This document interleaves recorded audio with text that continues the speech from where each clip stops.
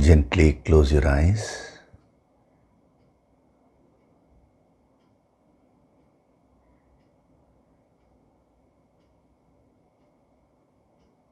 Do deep breathing.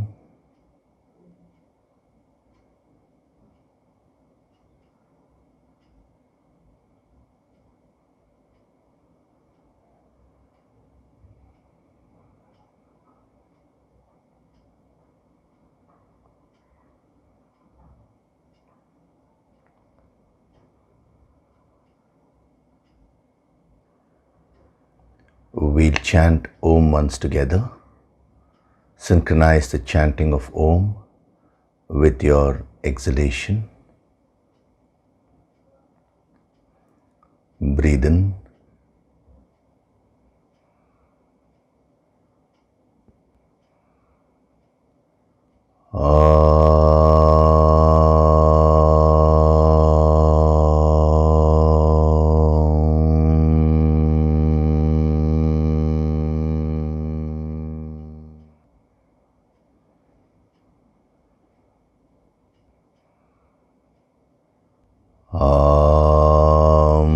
Sahana vavatu, sahanau bhunaktu, sahaviryam karavavahai, tejasvinavaditamastu ma vitvishavahay.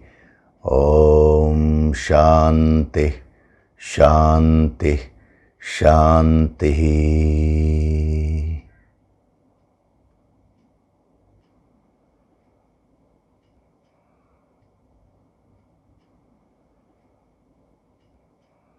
Gently open your eyes.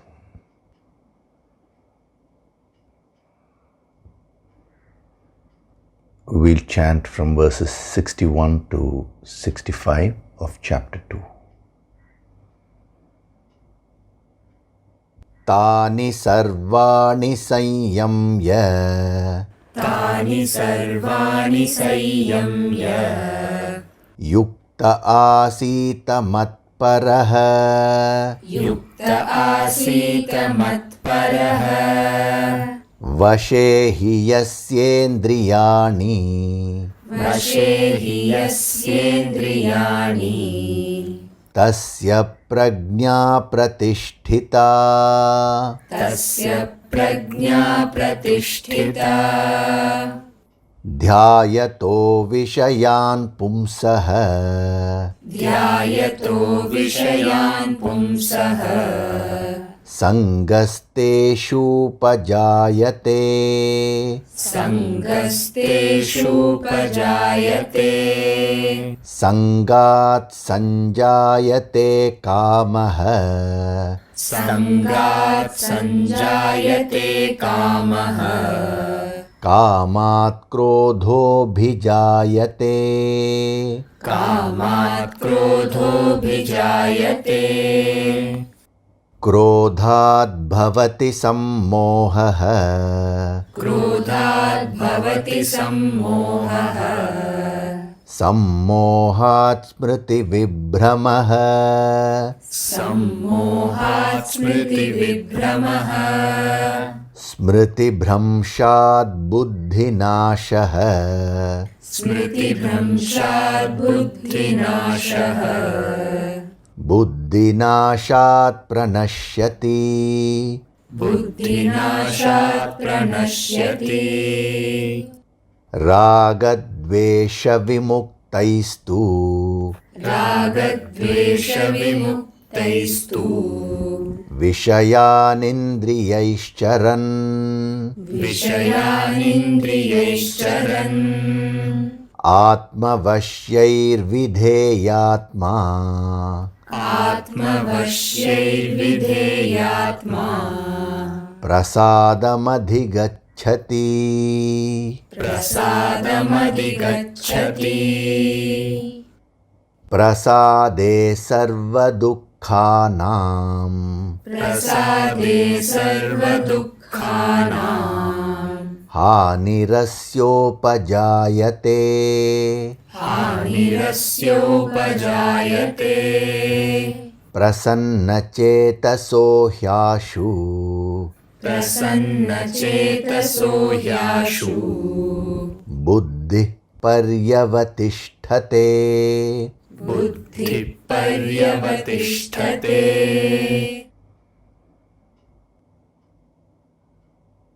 Hari Om, and a very good day to all of you. So, we have been seeing the ladder of fall, how your own mind goes out of your control. And once your mind goes out of your control, your emotions, then there is one half of your mind, which is your emotions, one aspect of your mind. Then it pulls the buddhi, which is also an aspect of your mind. It is a logical mind. So it pulls the intellect also. So in verse number 62, he gave you the source, that is how this whole fall starts. And then he went up to how when the modifications of kamaha, that is the various emotions, when they overtake you, how you go completely out of control. And then in verse 63, he further continues. Once the emotions go out of control, then you get into a state of moha. Moha is delusion. And once you get into a state of delusion, he says the first thing that will happen is confusion of memory. The smriti shakti will start reducing.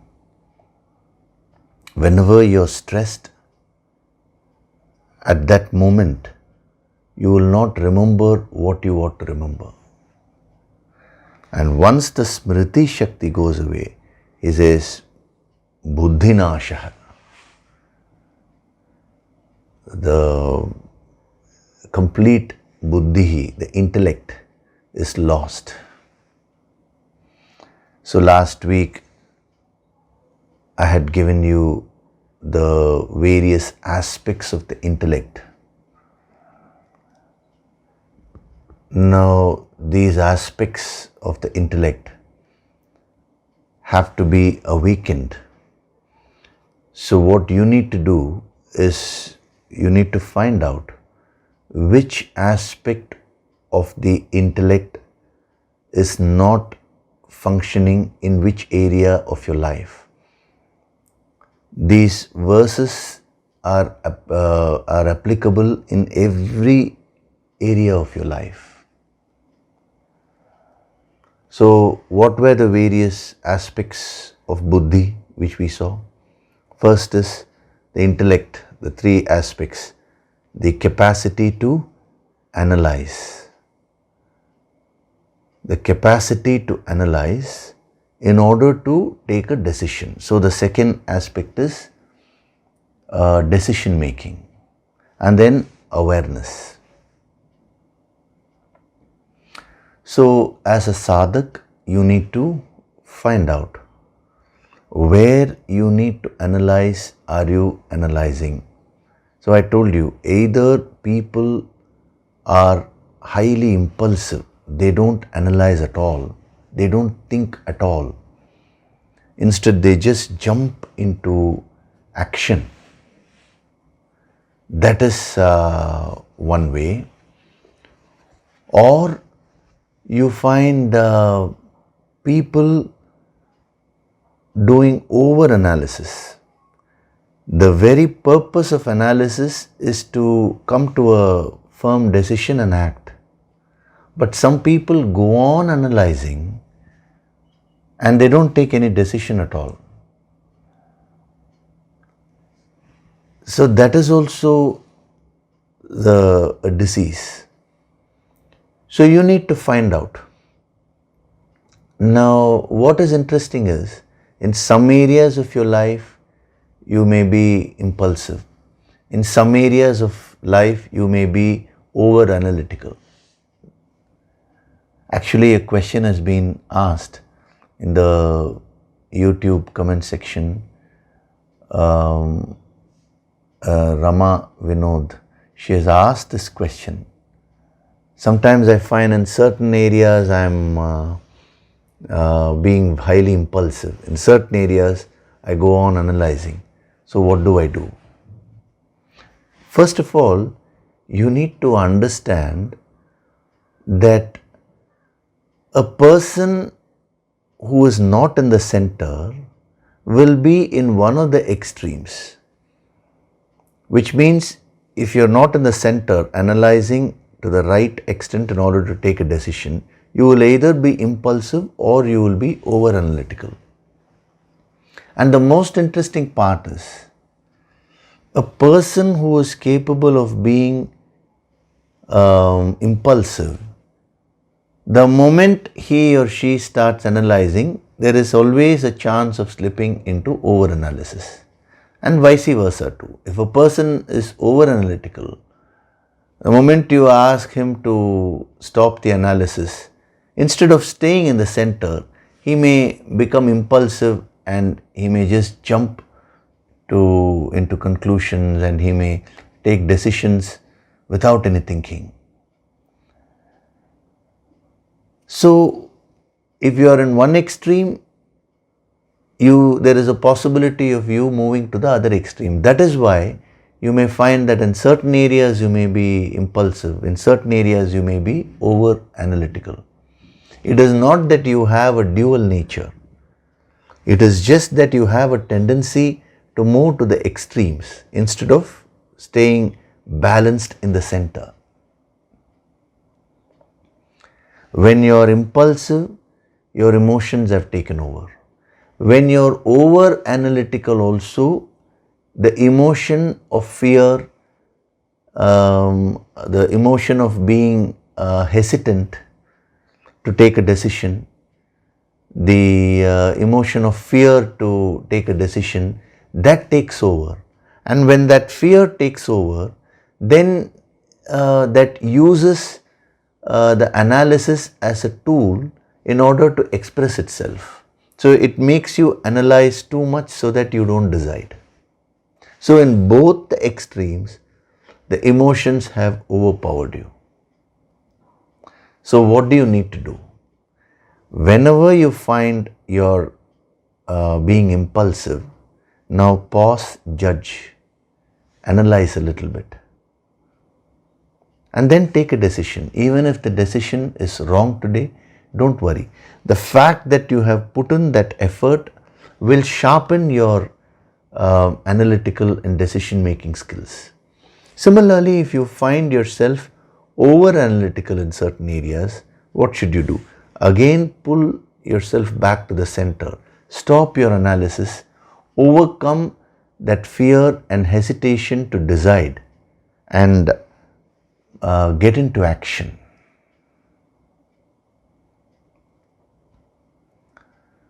%99 of the things you don't need to analyze so much.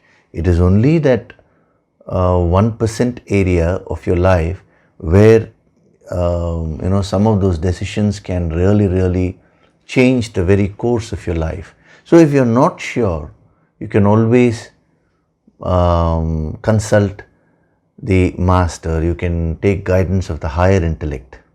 But ultimately, a true master will give you that kind of a training where you are always stationed in the center. You always maintain the balance.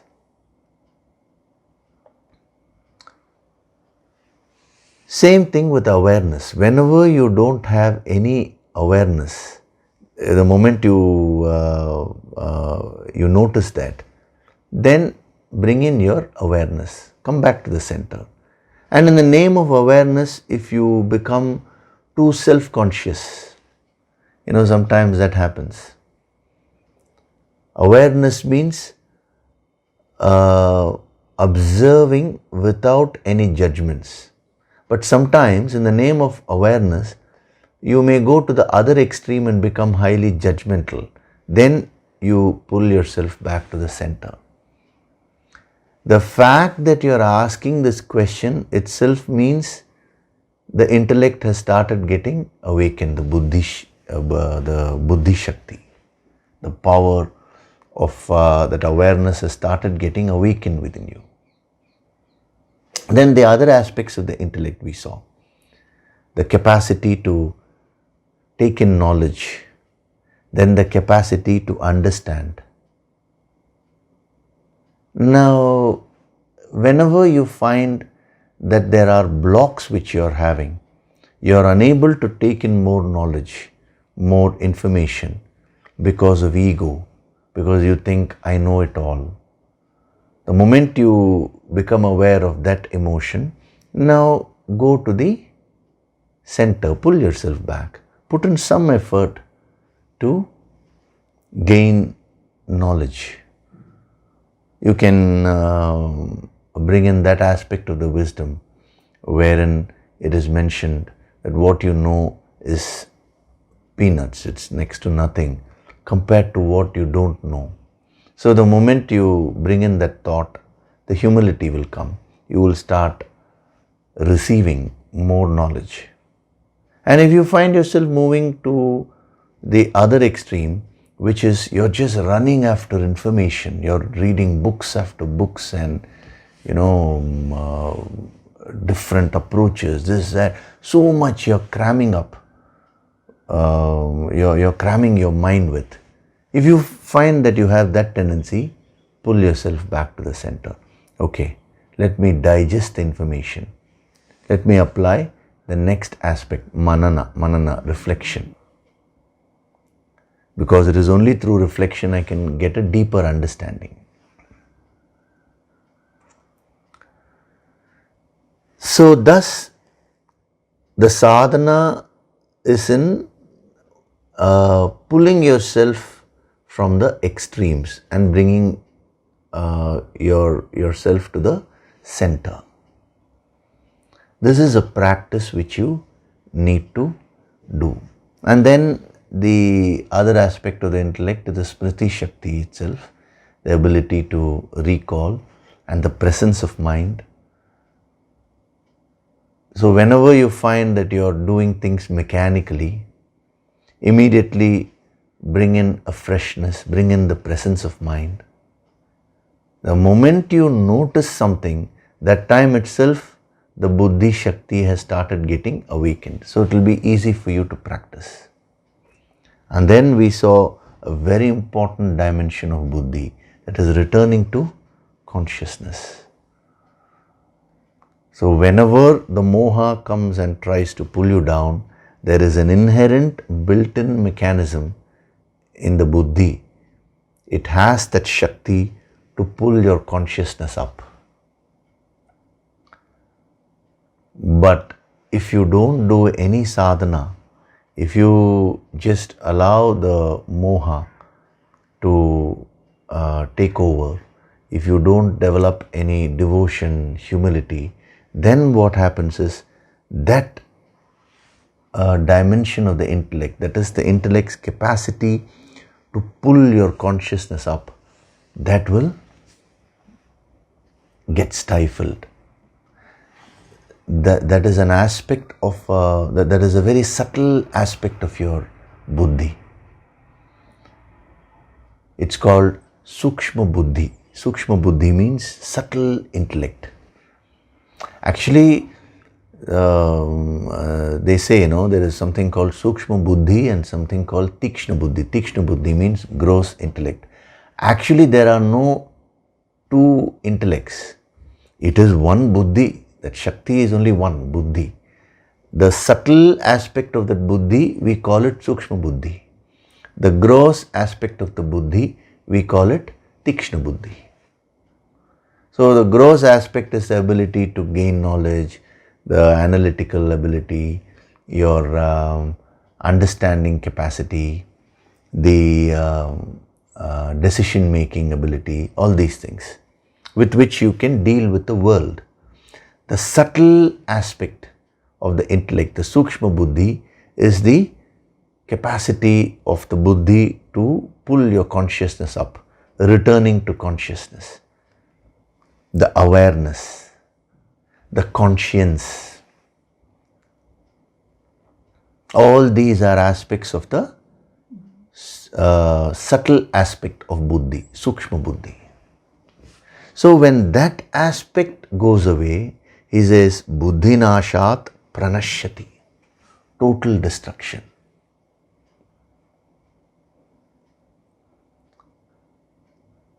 You know, you must have heard of a famous proverb. The proverb is, Vinashakale viparita buddhi. Vinashakale means bad time. Viparita buddhi means crooked intellect, the intellect which has got corrupted, the intellect which has got lost, destroyed. Now, many of you would have heard that proverb,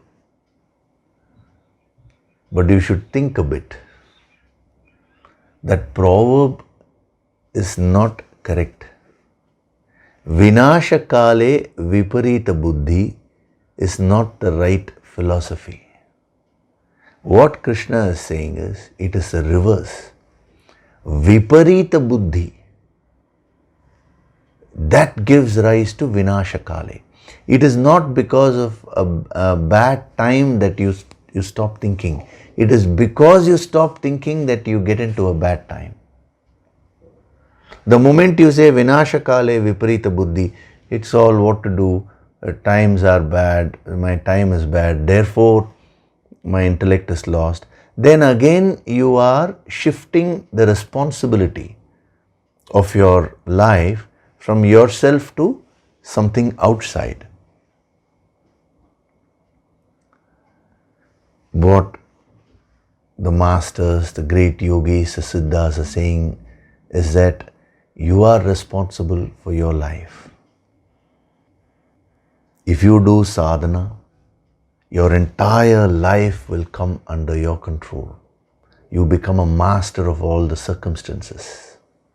When the intellect is lost, then he says pranashyati, total destruction.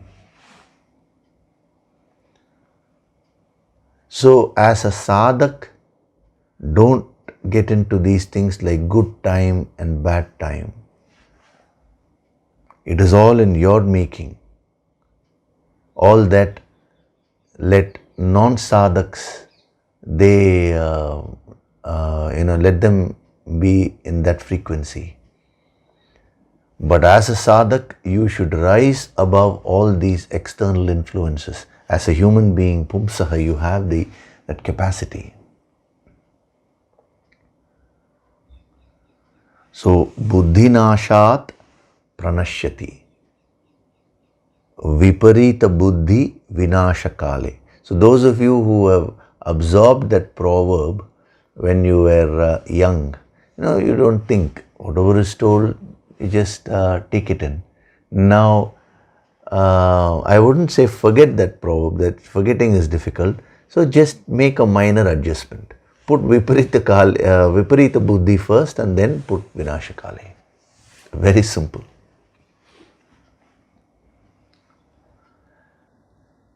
So, from loss of intellect, total destruction, pranashyati. So, we were seeing that last week. The three aspects. First, nashyati means destruction. Getting lost. The disappearing. The nashyati also means being invisible. So the first thing that happens is when your buddhi shakti goes away is that your individuality gets destroyed, it gets lost, it disappears. What do we mean by individuality? I covered last time. Each one of you, you are unique You have certain talents, certain skills. So you should flower in your way. You should take up a field of activity according to what your nature is, Swadharma. Then you will be successful. That is one of the steps to become successful. That prepares the right ground for you to succeed in the long run. Fixing a field based on your Swadharma alone is not the formula for success. Thereafter, you need to put in a lot of hard work. So many things are there. You need to fix a goal. You need to be focused. But this is a basic thing which you need to follow. Now, a person has asked me this question. He says his age is 51 and he has lost his job. And having lost his job, he has now got another job. But he says, what I find is, this job is not according to my Swadharma, my nature. I am essentially not a salesperson, but this job involves a lot of sales. An example I am giving. So what do I do? Do I resign from this job and look for another job, or do I continue with this? The reason why he's asking that is because he's got a family, he's got kids, wife, parents. He has to take care of the family. So if he resigns from this job, now he will have problems earning his bread and butter. At least till he gets a job suitable for his, suitable to his nature. So what do I do? So in those kind of situations, what you should do is, you should not take a risk.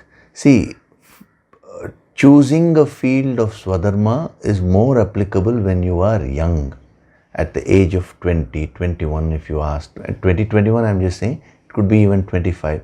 That is, you have not yet taken up a lot of responsibilities in life. You have not yet started a family and all that. At that time, you can definitely afford to, why you're losing a job. You can resign from a job and look for another opportunity also. You will definitely, the chances of you getting are more bright. But when you're in the midst of your life, the age of 45, 50, 40, 45, 50, whatever, the age, it may be even 35. You're in the midst of your life, you've taken up a lot of responsibilities. At that time, if you suddenly come across this philosophy, I should follow my Swadharma. So what is my Swadharma? You find out, oh, this job is not suitable, so I'll resign. If you do that, you will face a lot of issues. That is again being impulsive. So you need to apply this philosophy according to the, you need to change the application of this philosophy according to the context of the situation.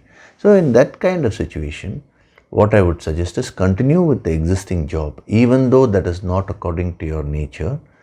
That will help you to fulfill your duties in life. It will help you to earn your bread and butter. Side by side, start looking for some other opportunity which will be more in line with your Swadharma. Long back, a man told me that he is nearing his retirement, and at that time he came across my discourses and, follow your Swadharma. Now I find that I am not in the field of my Swadharma. So what should I do? I said, start doing your Swadharmic activity as a hobby. Because you cannot afford to straight away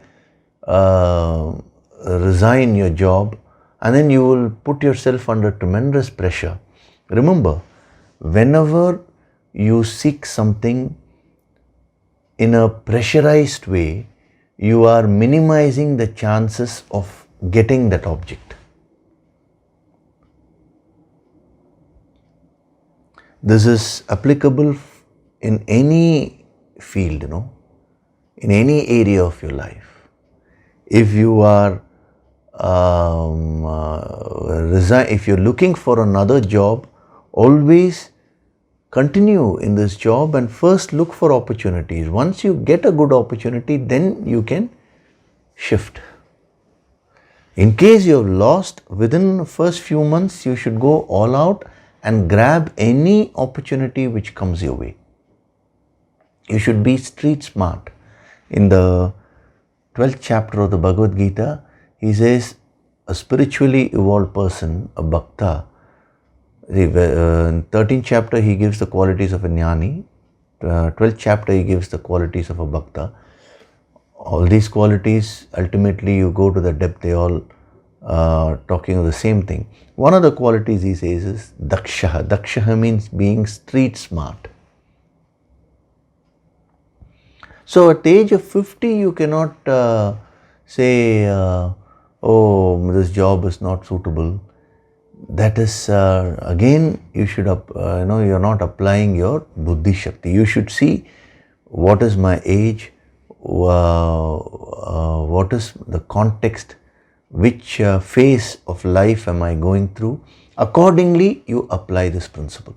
So if you're not in a position to resign your job, to change your work immediately, and you know that this work is not your swadharma, then take up your swadharmic activity as a hobby, and as it grows, you can drop this and switch over. When I say as it grows to that extent where it can, where you're able to earn your bread and butter out of it. If you're starting your life now, if you're young, then you can directly apply this principle. So don't apply these principles in an impulsive way, get into problems and then ask, oh sir, you said follow your swadharma, so I resigned my job and now I am jobless. Please don't say that. Every bit of this wisdom will help you, provided you understand it thoroughly and you also use your sense of proportion when it comes to application of these principles. Be very, very practical. In the name of philosophy, don't lose sight of practicality. So, pranashyati, principle-wise, the first aspect is your individuality gets destroyed, because when your buddhi is not functioning, your decision making will not be fine. So when your decision making is not okay, you will decide in a wrong way. You will not have the capacity to do self-analysis and find out what you are good at. If you can locate what you are good at, and then if you can focus all your energies in that, success will automatically come to you. So this is the first dimension of nashyati. The second dimension of nashyati, not only does your uniqueness get destroyed, but your potential also gets lost. That is, see, one thing is you are in the field of your swadharma, that is what you're good at and all that. But even in that field, will you be successful or not? That depends upon how much you apply yourself and achieve your potential in that field.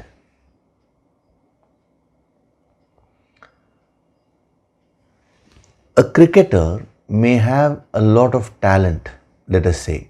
I'm just giving another example. He may have a lot of talent in batting. So that is his swadharma. So he chooses that field and he becomes a batsman. But thereafter, does he really work hard enough? Does he really apply himself to achieve what he is really capable of achieving in that field? That is a question mark. Only when your Buddhi Shakti is active, you will be able to achieve your potential. You know, when we saw in the first chapter and in the beginning of the second chapter, when Arjuna was talking, Arjuna was one of the greatest warriors. He was hailed as the number one archer. Means in his field he was topmost. So that he was functioning in the field of his Swadharma. But when a challenge came in front of him, his Buddhi Shakti disappeared. That was overtaken by Moha. And when the Buddhi Shakti deserted him, he was unable to fulfill his potential. He started crying like a baby there, saying, I don't have the strength to fight. I don't even have the strength to lift my bow. Then how is he going to fight? And when Krishna saw that, in the second chapter, he utters the famous words, Kutastva kashmalamidam vishame samupastitam anarya jushtam asvargyam akirtikaram Arjuna. Means, Kutastva kashmalamidam vishame samupastitam means, how can you fall into this state, Arjuna? Means it's a direct message to humanity. What is your potential and what you have reduced yourself to be? You have infinite potential within you. Instead of living up to that potential, you have not only become finite, you have restricted yourself completely. And today, your entire life is just focused on a few problems which you are having. Your whole, all your potential, your whole energy is being consumed by these petty problems which are bothering you today. Why am I saying those problems are petty? Compared to your infinite powers, any problem which you are facing today is petty.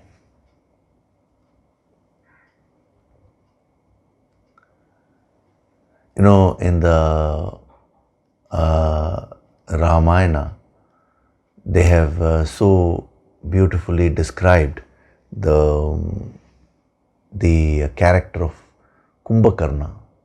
Kumbhakarna, Ravana's youngest brother, younger brother, Vibhishna was youngest. So Kumbhakarna, he had a lot of powers, lot of potential. But he had a curse because he misused those powers. Therefore, there was when he was supposed to ask for a boon from Lord Brahma, the moha was put inside him so that he asks for a foolish boon. And in that moment, when the Buddhi Shakti deserted him, the boon which he asked for is, I want to keep sleeping for 6 months continuously. And I should be awake just for one day and again sleep for 6 months. And that boon, or whether you can call it a curse, that was given to him. So throughout his life, what did he do? He was just sleeping. 6 months he used to sleep. One day he used to become awake. And that one day, the story is that he was focused only on eating, because he was so fond of eating. And then again he used to fall off to sleep. Actually, the boon was that, he'll sleep for 6 months and then wake up for one day. But if he is, when he is sleeping, nobody should awake him. In case he is awakened when he's during the 6 months period, his life will be in danger. And that's what actually happened. Ravana, in the heat of the moment, when his intellect deserted him, he asked people to wake Kumbhakarna up. That was his sleeping period. So when he woke up, he went and fought the battle, he died. So what are they depicting?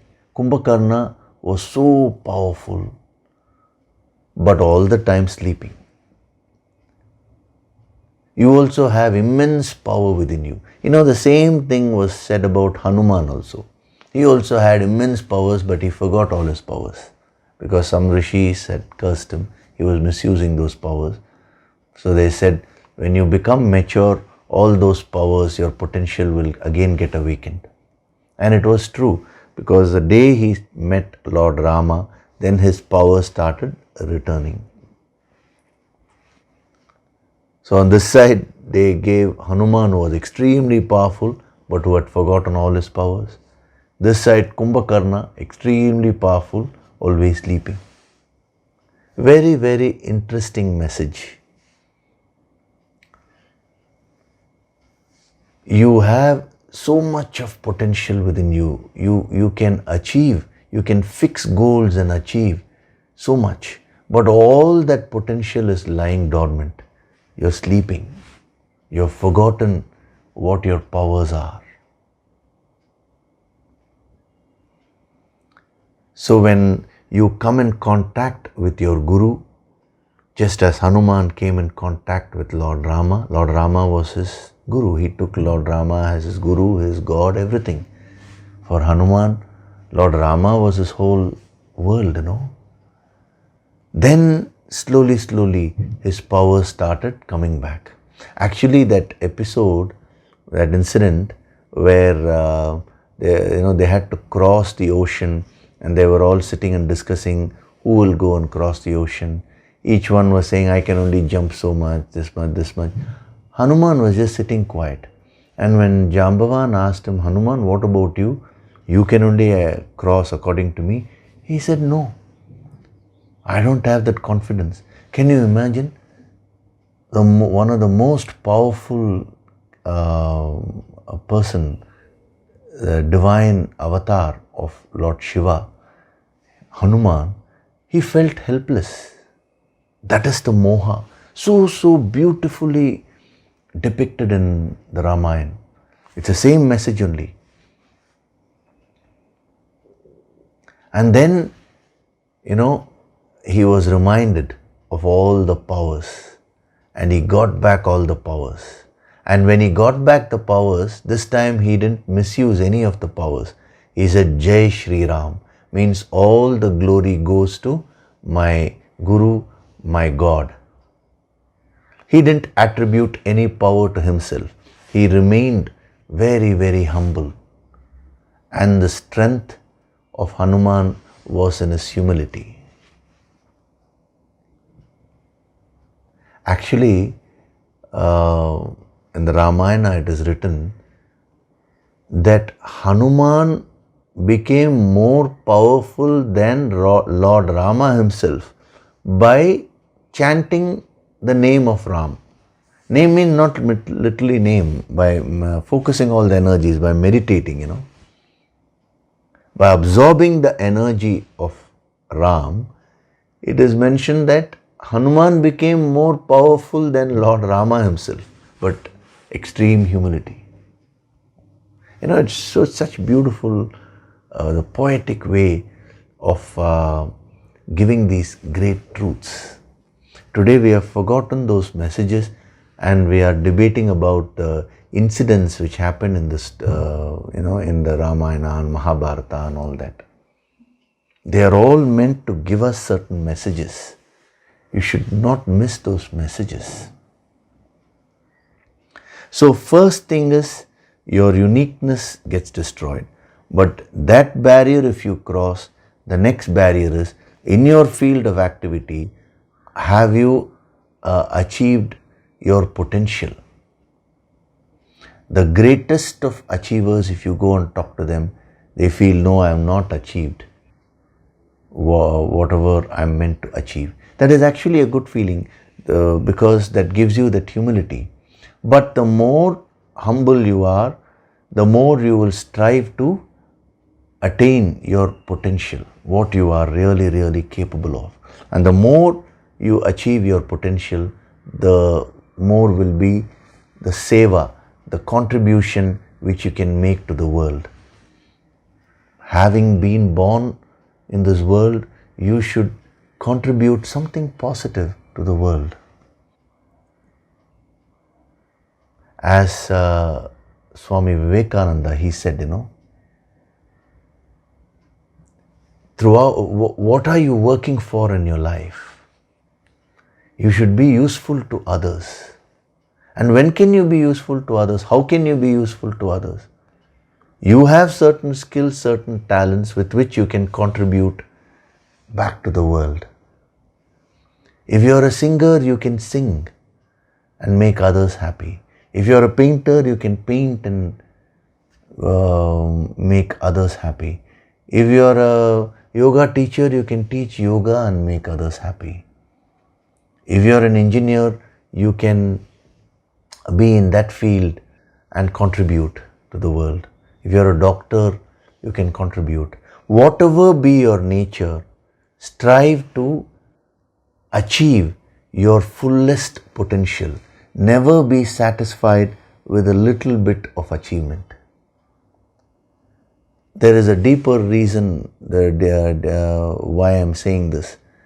If you develop this habit of not being satisfied, when I say not being satisfied, I'm putting that in a positive sense, because elsewhere in some other context I may say, be satisfied with whatever you have. Now that is said in a different context. Here, when you perform in life, when you achieve things, always strive to perfect that more and more.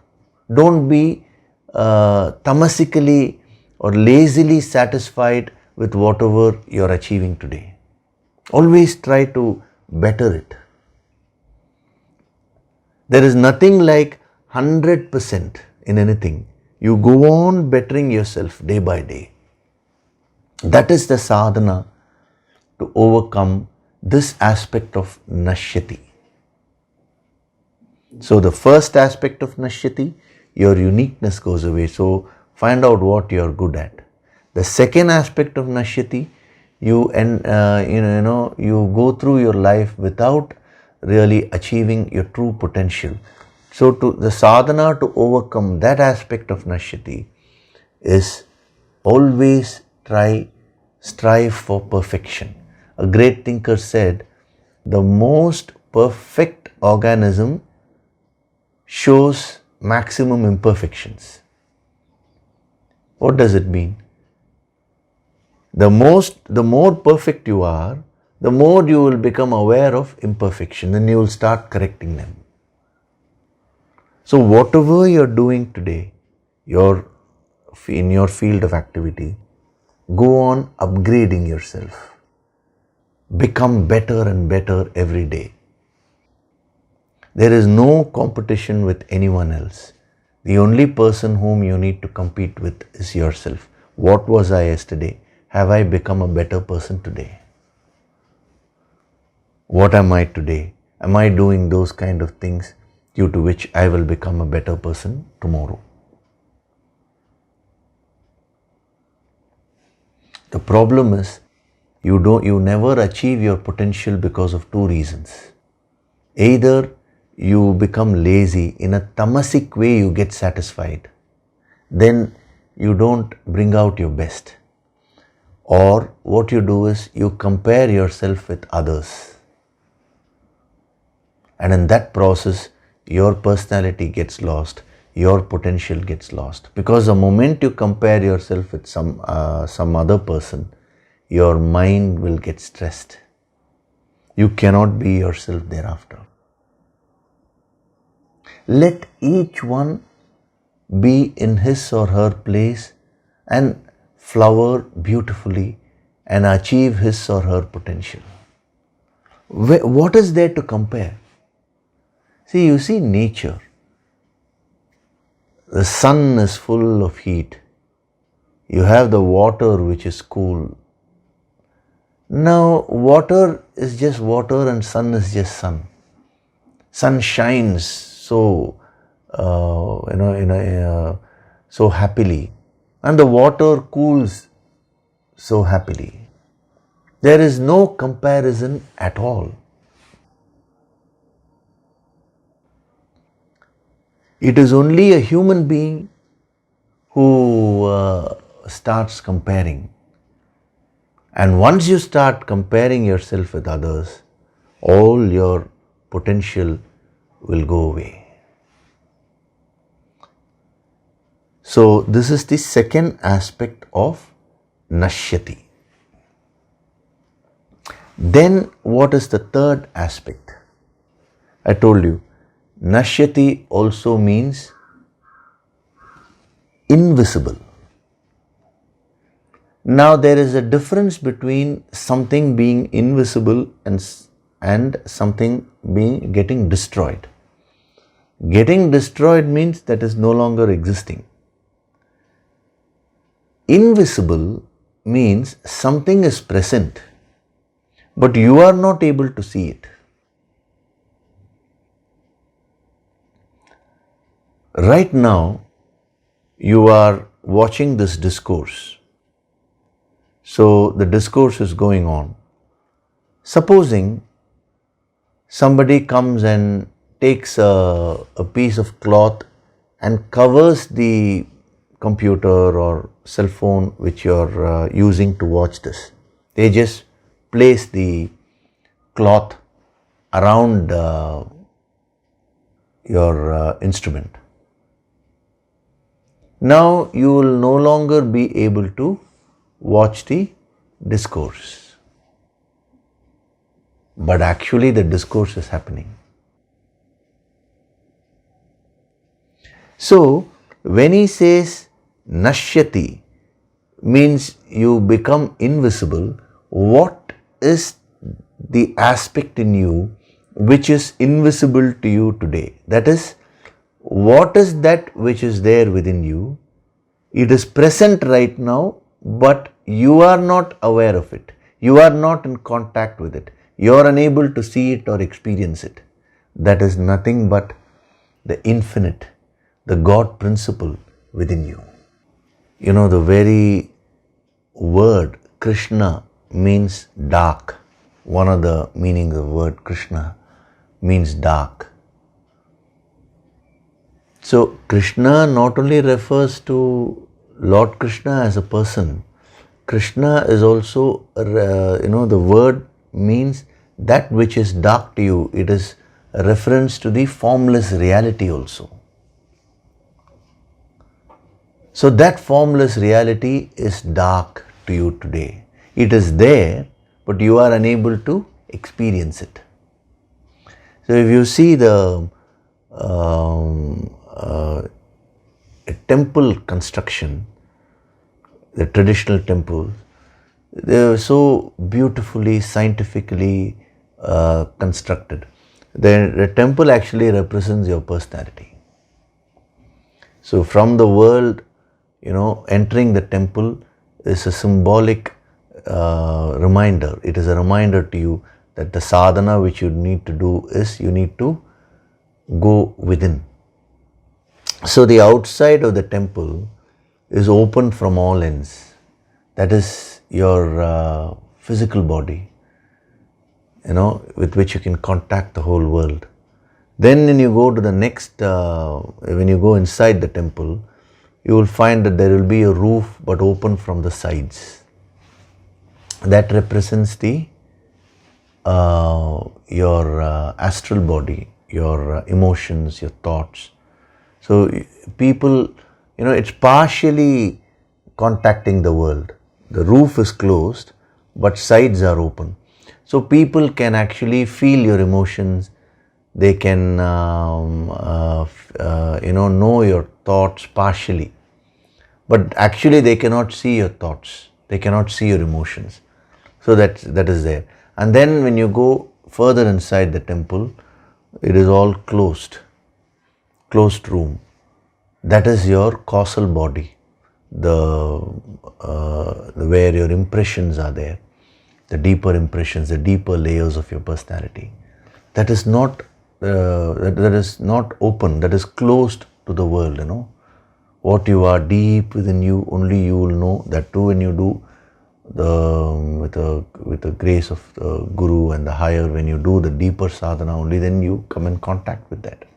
And then what is there in the sanctum sanctorum after you go? The idol of God is there.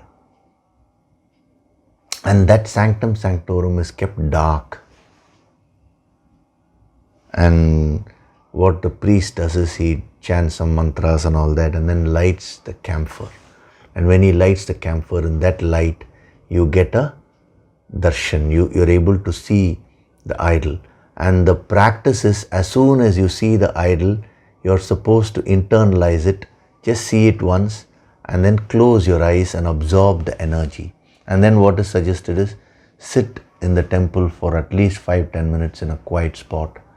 And you're supposed to absorb the energy of what you saw inside fully. This was the practice given. So why was the sanctum sanctorum kept dark? This principle only. Today, it is a reminder, the God principle, that infinite being which is there within you, is invisible to you. You are not connected to it. You don't have an experience of the infinite. You have the experience of your finite personality. But when you're in moha, even the finite aspect of you, your uniqueness, that also gets destroyed. But you may overcome that, you may overcome the two barriers, but then you will have to overcome the third barrier, which is getting attuned to the infinite aspect of your personality. So when you are in moha, when your consciousness is completely caught up,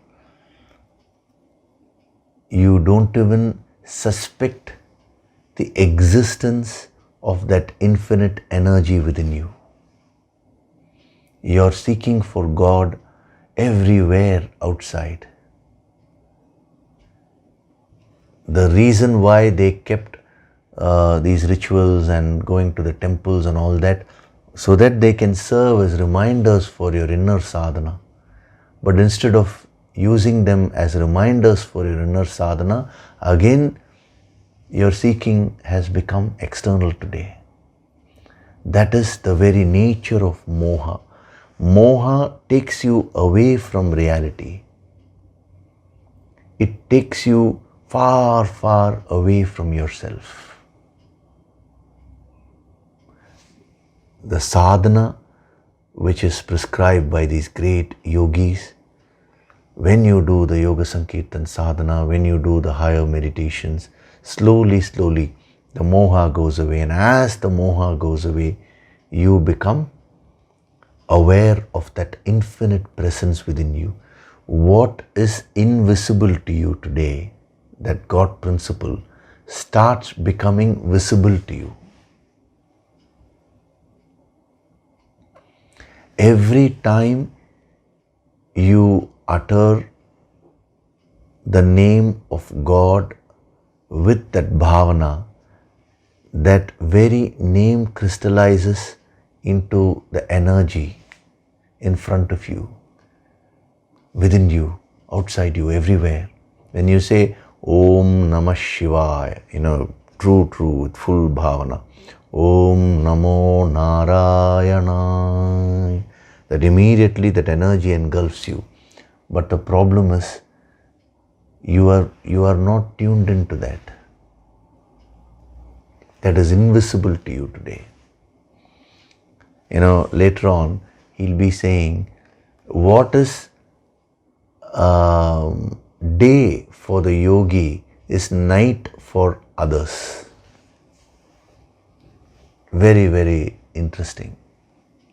Means what a yogi is able to experience, for others it is darkness.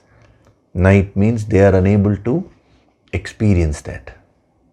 Why? Because of moha. When moha engulfs you, it is finally buddhinashaha. And when the subtlest aspect of your buddhi, that goes away, your awareness goes away, then it is total destruction, pranashyati. The infinite aspect in you becomes invisible to you. Means you get disconnected from the infinite.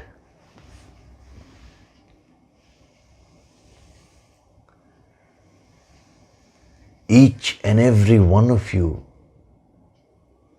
you have that infinite aspect within you. Actually, you are that infinite aspect. You are not a finite being trying to become the infinite. But as you do your sadhana, as you evolve spiritually, you will understand that you are the infinite who has come down as the finite. This is what the great sage Tirumular, he said, Tannai ariyum arivai arindapin tannaittane archikkindrane. Means once he gains that knowledge about himself, he starts worshipping himself, he says.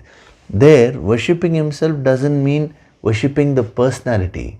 That is the finite aspect. He starts worshipping the infinite aspect of his own personality. And the moment we say infinite, that infinite which is there in you is the same infinite which is present everywhere. It is the same infinite which was present thousands and thousands of years back. It is the same infinite which has been there throughout ages, throughout yugas, and it will continue to remain. That infinite being, that infinite power is sarvatra, everywhere, all pervading, all powerful. The contact point is within you.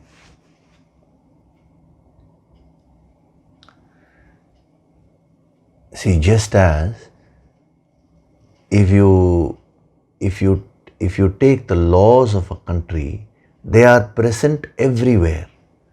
But if you want to contact the court, if you have some legal issues, you have to go to the contact point, which is the court. Just because the laws are functioning everywhere, you cannot go to a tea shop and say, now I have this problem, I want to register a case. It will make no sense.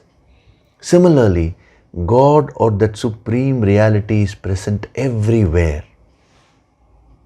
But the contact point is there right within you. All the rituals, everything which is there, they are all meant to serve you as reminders to do the inner sadhana.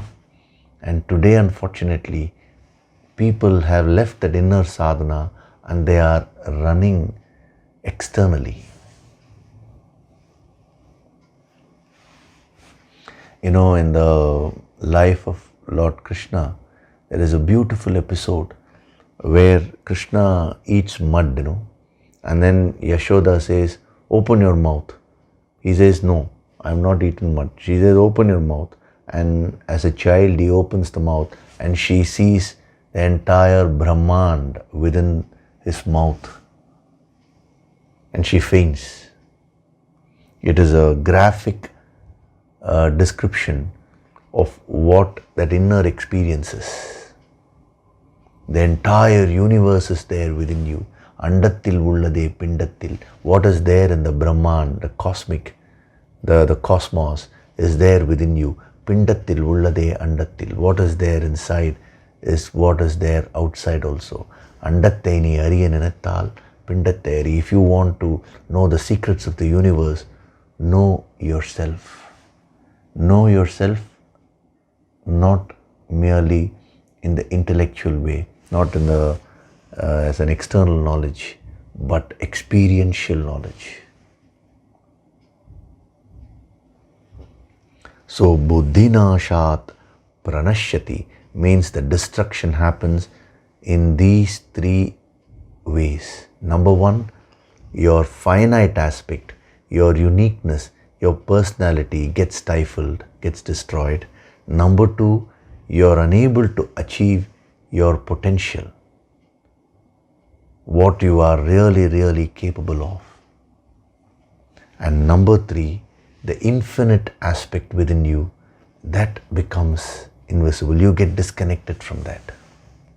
So that is why he doesn't stop by merely saying nashyati.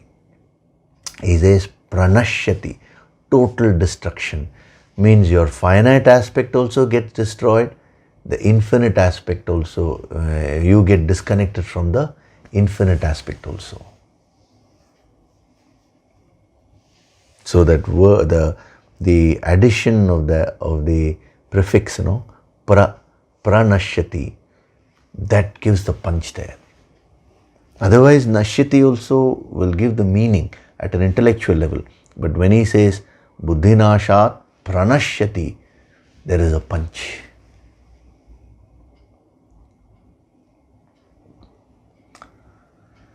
So you have to reverse this process. We started off by saying you are a human being in verse 62. Pumsaha. You have all the potential within you, but you have completely got disconnected from the infinite. A human being alone has the capacity to consciously get connected with the infinite, but you got disconnected. Don't worry, still you are a human being. You have that capacity to do sadhana. Sadhana is the way you can overcome the moha. Doing your sadhana with utmost devotion, dedication, surrender and humility. So this is the ladder of fall. So I am just recapitulating verses 62 and 63 now, and then we will just see on the whole what is the sadhana, how you need to approach this whole thing, and then we will move further. So what is the ladder of fall? He said dhyayato vishayan pumsaha. It all starts with a casual thought. And then when the casual thought, various dimensions I gave you, you develop what is called a sangaha, attachment. And the sangaha, attachment, develops into kamaha, which is uncontrolled desires. And kamaha, once you are caught up with kamaha, various modifications arise like anger, fear, jealousy, greed, so many, guilt, depression, sorrow. And when these modifications engulf you, you get into a state of moha. Moha means delusion. And once you get into moha, he said, sammohat smriti vibhramaha. The memory goes away. And when that happens, your entire buddhi shakti, the intellectual powers, everything go away. And when buddhinashat pranashyati, your finite aspect and the infinite aspect. This is the ladder of fall. How you have fallen from the infinite to the finite. From next verse, for 2 verses, he will be telling you how you can move from again finite to infinite. And then he will continue with this line of thought. Because if we dwell too much on the problem, you may lose your confidence. So he is applying the psychology to the mind also. So when you see verses 62 and 63 at a glance, what you can understand is one important principle. That is, see here in verse 63 he talks of pranashyati, total destruction. Where was the starting point? In verse 62 he said dhyayato, means casual thinking. So the principle which these masters are giving, one of the principles of life is that big problems actually start in a small way. Unattended small issues, they later on become huge problems and very difficult for you to handle. When you go to the Himalayas, it's very interesting. The Ganges, the holy Ganga, she flows so ferociously, the flow of Ganga. But if you go to the route from where the Ganga starts, the Gomukh, if you go there, you wonder how now this has become the huge river Ganga. It's the same thing with life also. The so-called problems which you're facing today, if you go to the source of those problems, there would be very, very small issues. You have a problem in your relationship. Now, let us say between husband and wife, to partners, they have some issues. They are filing for a divorce. Now, if you ask them what is the reason for your divorce, superficially, it'll be some argument or fight which they have had for a few weeks. But if you go further and further deep, why this fight was there, why the resistance was there, if you go deep inside, you will find that initially somebody would have passed a rude comment which would have hurt the other person. It would have all started from there. At that point of time, it looks very innocuous, as if it's no big deal. But when the same thing gathers momentum, it becomes a huge issue. So at the ayato stage, it looks like there is no issue at all. Just a casual thought. But if you don't attend to that, it can lead to pranashyati, he says. There was a man, this happened many, many years back. Those days, these kind of, the internet and all was not so strong. So all programs where, people used to watch it only in the TV. I'm talking of about 25 years back. So what happened is, he was watching a particular serial. He was bored one day, so casually he switched on the TV and there was a serial which was running. So he just started casually watching that serial. And the serial was very absorbing. It was taking him. That was a weekly serial, And what happened is, a man entered the bedroom, and the lady was lying down sleeping, and he takes a knife. He's going to stab her. So he goes near her, and just when he takes the knife above her, at that point they put a slide saying to be continued, means next week. This is how those serials, they keep the interest alive. So this man got so much into it. Now next 1 week he was thinking about that in the office, everywhere. And next week, same day, same time, he ran back to his home in order to watch the continuation, what's going to happen. And when he came back home, his son was playing in the hall where the TV was there. And, he came and very enthusiastically switched on the TV and all that. Immediately, the son, who was just 5 years old, he came and stood before him. That is, stood between him and the television. And he was like rocking and he was making faces and all that. So this man was getting worked up because the titles were going. And as soon as the titles finished, then the episode is going to start. So he said, "Beta, you go there." He shouted all this. But, the little boy, full of fun and enthusiasm, so he was playing. The more he was saying, "Step aside," the boy never moved.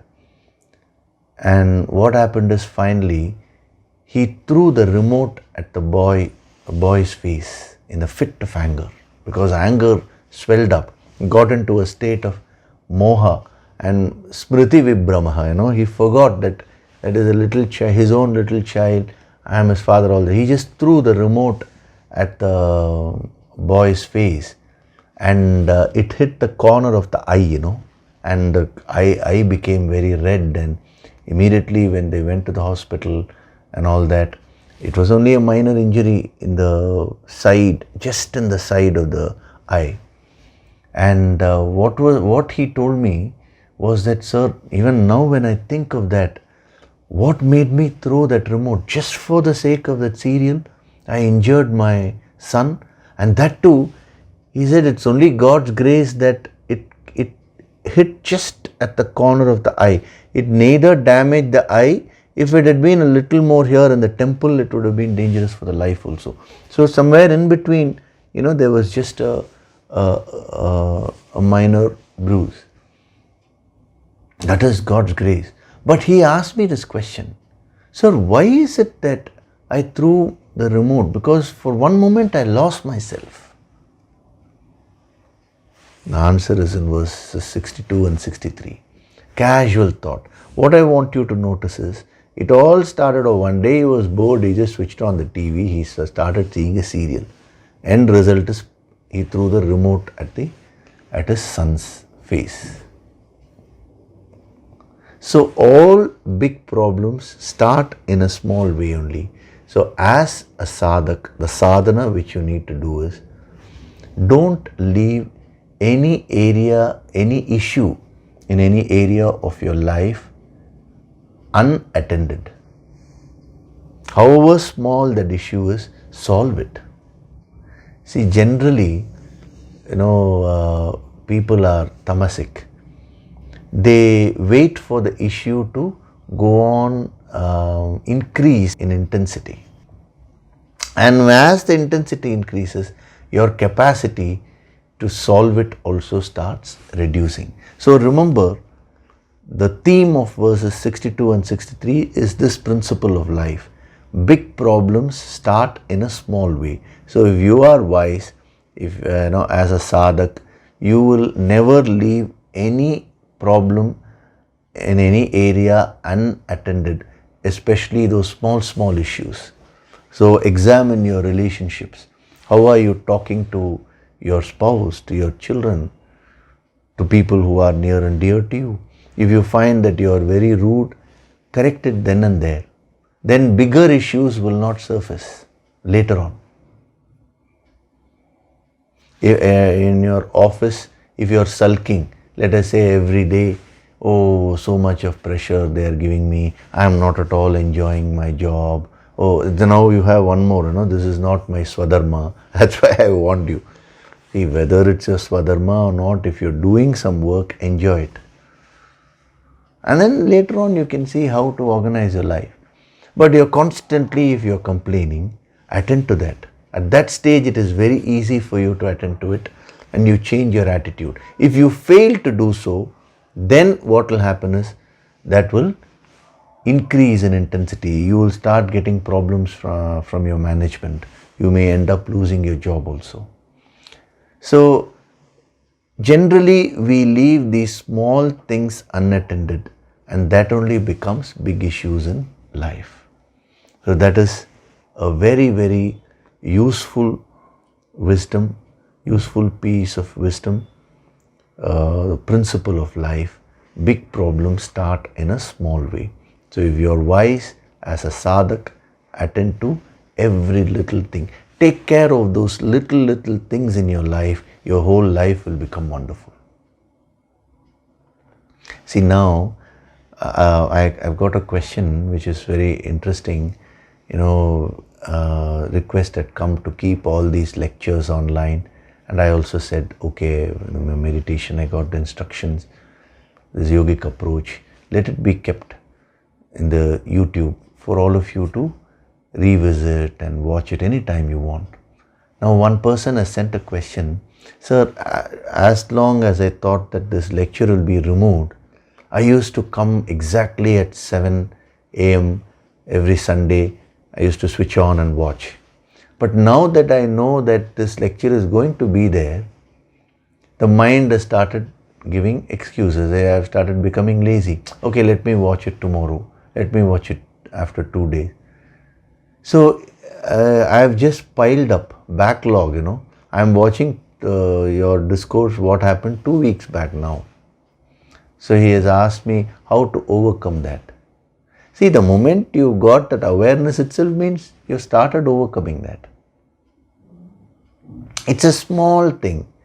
Now, why you should see, it's a tamas which is functioning, the laziness. So overcoming that is by using your willpower and saying, no,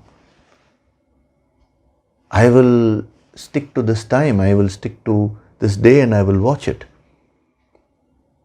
It is a small principle, small practice. But if you do that, that will help you in growing your willpower. But if you just give in to your mind there, anyway it is there, let me watch it later. Now if you give in to your mind, what will happen is that tendency which you are encouraging within you, that will start growing in intensity. All your willpower will get sucked away, and over a period of time you will end up being a very weak person, a person who has no mastery over himself. So that is why it is very important to attend to small things. How do you keep your desk?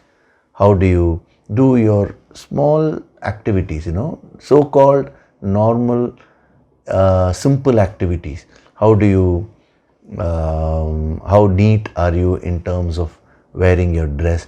How are you? How do you keep your hair unkempt, or do you always keep yourself fresh? These small things all put together actually creates you, and they create your life. So attend to the finer details of life and make them as perfect as possible. You will find that your entire life will become wonderful. This is number one.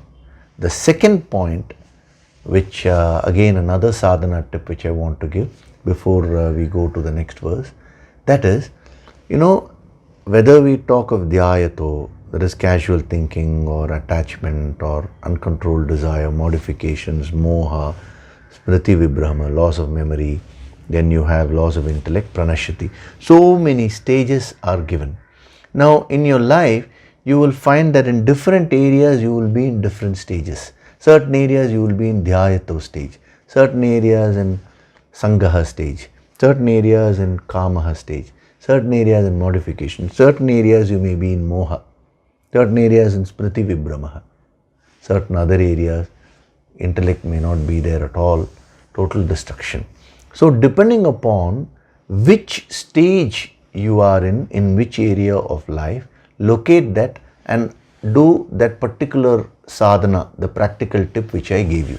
For that, when I was covering, see, whenever I covered each aspect, I was giving some sadhana tips. So apply those sadhana tips in that area. Now don't tell me I've forgotten, sir, so much you gave, all those I've forgotten. That's why the videos are there. You can always go back and revisit if you want to.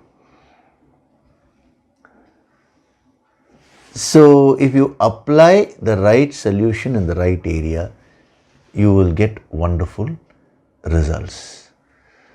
Okay, so we have completed the ladder of the verses 62 and 63, whatever he has given here, and then from here he will be continuing 2 verses. He will be giving the opposite of this, how to rise. Very powerful verses. Verse 64 itself has some amazing deep principles to come out of moha. Many I have been giving side by side, but the direct principles also will be seen. And then again he will continue with the ladder of fall and how sthita prajna overcomes the whole thing. So we will see all that in the coming weeks. Now we will do meditation. Sit with your spine erect.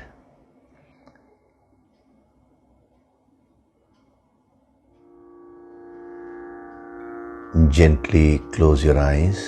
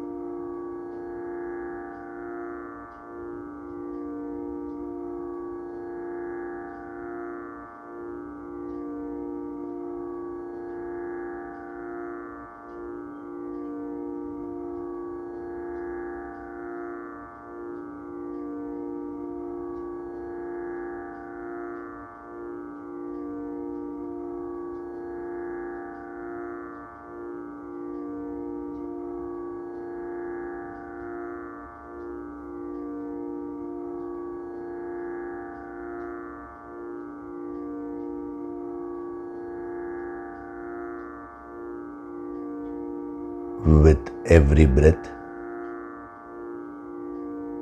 I am entering into a state of deep relaxation.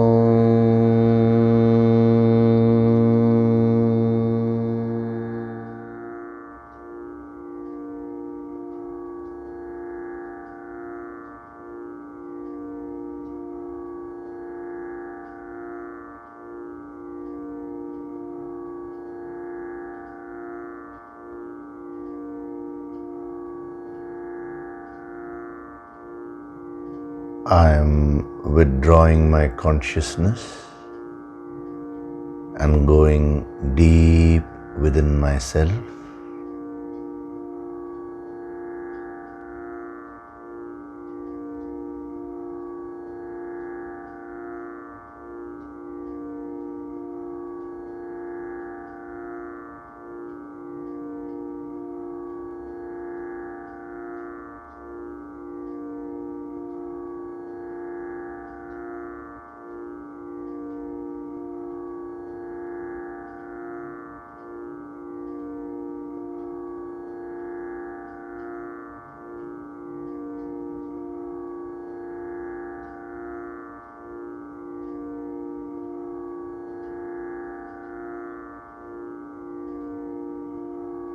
I bow down in utter humility and devotion to my Guru and to the higher Shakti,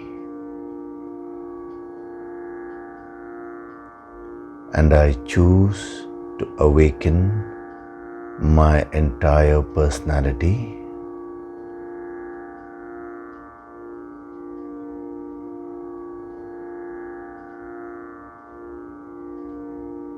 The finite aspect of my personality, my uniqueness, the various skills and talents which I have,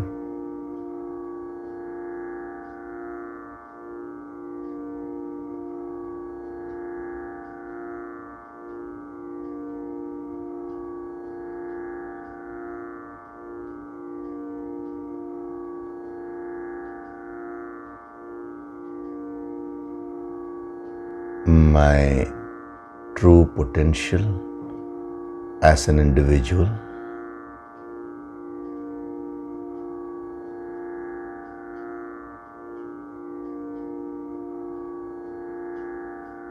every day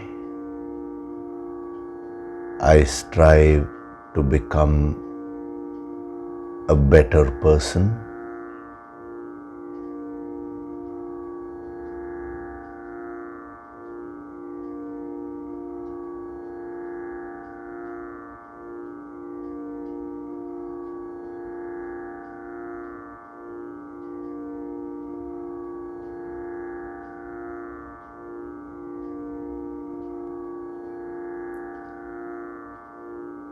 Whatever work I'm doing, every day I strive to do it in a better way.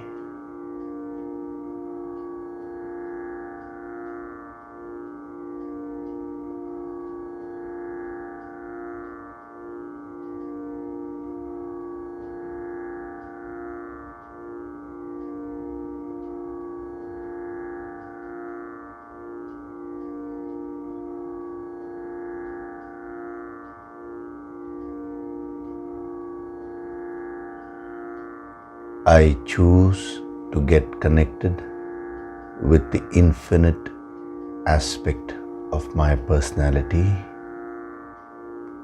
the Supreme God Principle.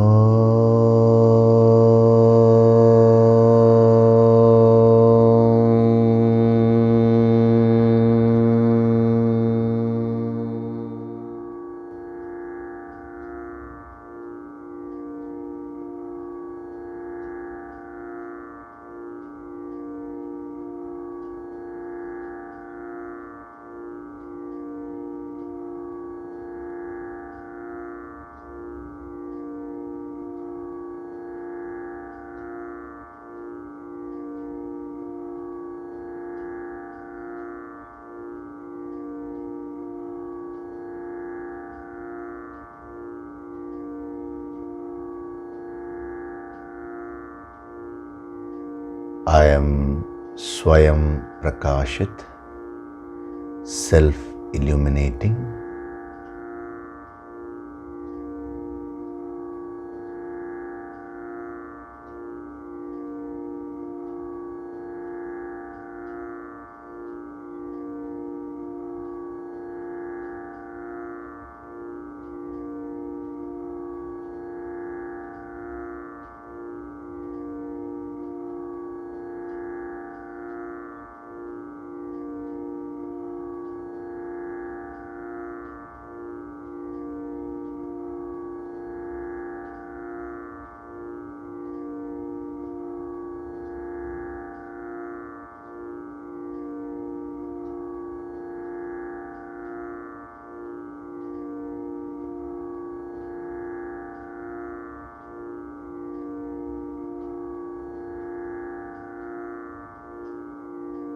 Offer your gratitude to God Supreme.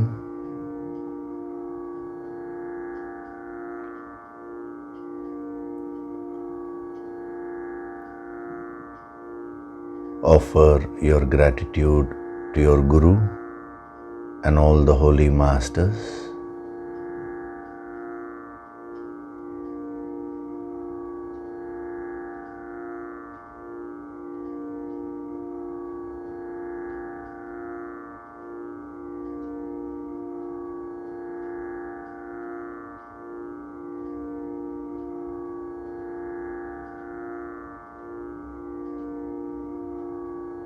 Slowly come back. Wriggle your fingers, your toes. Rub your palms to create a warmth. Cup your eyes with your palms.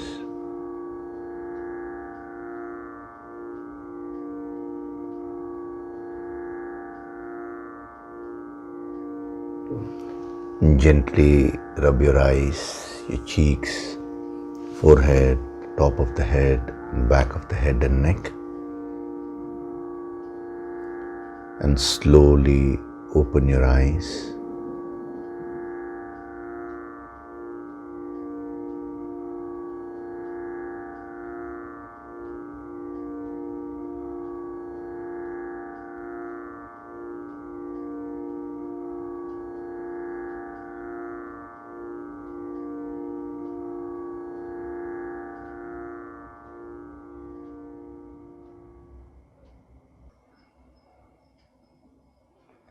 Welcome back.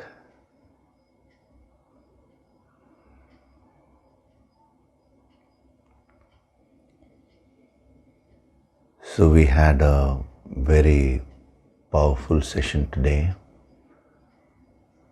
A lot of points are there for you to do manana, reflection. As we go along, to the extent you're absorbing, to that extent I'm also penetrating and giving you the subtler aspects of this wisdom. So practice all these in your life. Today I had given you many sadhana principles, especially with respect to living up to your potential. So don't compare yourself with anybody else. Become better and better in whatever you're doing every day. Then the connection with the infinite. You have to do your sadhana. How the big problems come from small things. So attend to the smallest aspects of your life, of your personality, and make them very, very refined. And apply the right wisdom in the right context. That is extremely important. In all our study, in all our sadhana, we should ensure that we don't lose sight of practicality. A yogi is one who is always attuned to the infinite, but whatever he has to do in life, he does it perfectly. He is very practical also. So this combination is what you should strive and achieve. Have the loftiest of thoughts. Always be united with the infinite, and at the same time be very, very pragmatic, practical. Okay? So we'll continue further with verses 64 and all that in the coming weeks. Thank you very much.